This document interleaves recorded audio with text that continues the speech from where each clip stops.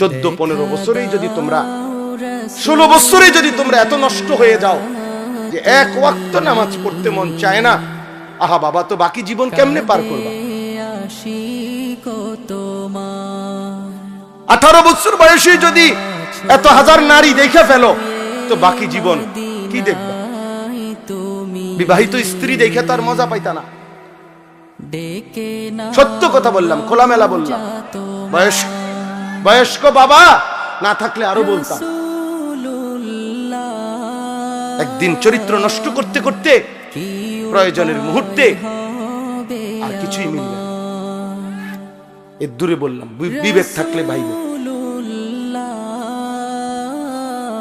হারাম হারাম তোমার শরীর নষ্ট করে দেয়। আল্লাহ তাআলা প্রত্যেকের জন্য ভালোবাসার এক প্রিয়তম স্ত্রী আল্লাহ তাআলা রেখেছেন। আল্লাহ তাআলা রেখেছেন হালাল স্ত্রীর পবিত্র চাহনি, তার মধ্যে বরকত আছে, ভালোবাসা আছে, তার ভিতরে ইবাদত আছে।